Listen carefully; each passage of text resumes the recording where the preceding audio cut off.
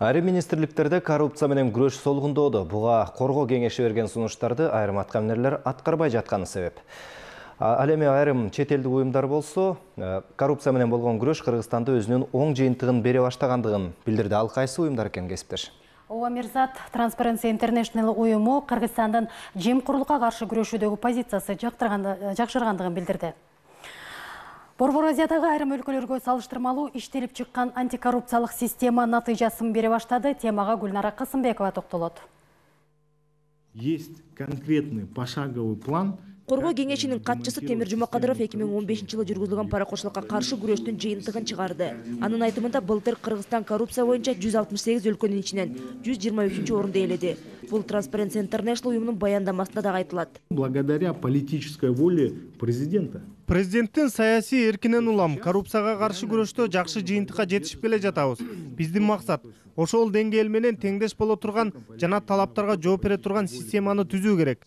Наша задача, я всегда говорю, это политическая воля очень высокая. Кыргызстанга караганда коррупциялашкан өлкө катары Украина, Тажикстан, Өзбекстан жана Түркменстан аталган. Коррупциясы эң аз өлкө катары Дания табылган. Ал эми тескеринче жемкорлукка баткан өлкөлөрдүн тизмесинин акырында Африкадагы Сомали жана Түштүк Корея турат. 2015 жылы негизи коррупция каршы бир топ чаралар көргөзүлдү. Анткени атайын топ уюштурган топ биздин коргоо кеңешинин алдындагы топ, коррупция каршы топ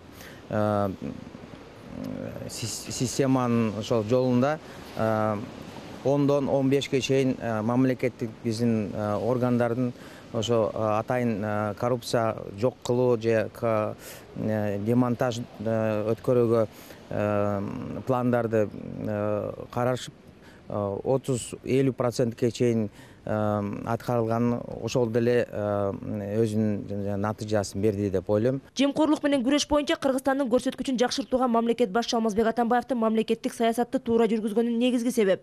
Мындай пикирди коррупцияга каршы эксперттер билдирүүдө. Алардын айтымында президенттин коррупция менен күрөштү активдештирүүгө багытталган буйругу чоң ролду ойноду. Албетте, 123-орун бул андай деле жогору эмес. Бирок эксперттер жана өкмөт коррупция менен күрөшүү багытындагы иштер жакшы жыйынтык берип жатканын түшүнүп эле турат. Анткени саясий эрк бар. Анан да бул багытта сезилерлик иштер жасалып жатат. Мерчемделген максаттар дагы бар. Коргоо кеңеши коррупциянын түйүнүн иликтеп, ал кырдаалга алып келген фактыларды жакшы билген талдоочуларды чогултуп турат. Ошондой эле жемкорлукту жоюу боюнча пландары да бар. Жол кайгыл кызматындагы паракурчулукка каршы күрөшүү боюнча иштелип чыккан система акырындык менен жемишин бере баштады.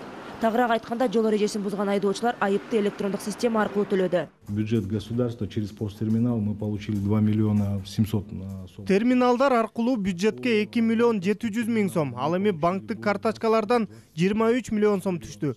Бул иштелип чыккан система иштей баштады. Муну менен инспектор жана айдоочунун ортосунда байланыш азая баштаганынан кабар берет. Водителями и сотрудниками ДПС. Ал эми билим берүү жана саламаттыкты сактоо министрлигиндеги коррупция менен күрөшүүдө кыйынчылыктар бар.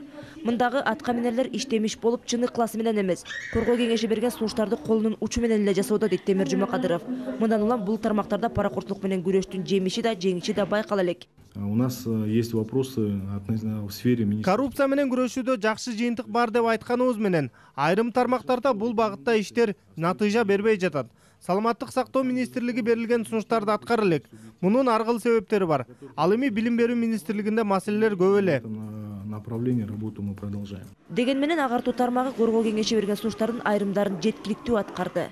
По нашей рекомендации были. Биздин сунуш менен бала бакчаларга салык жагынан жеңилдик берилди. Анын негизинде бакчалар көп ачыла баштаганы байкалууда.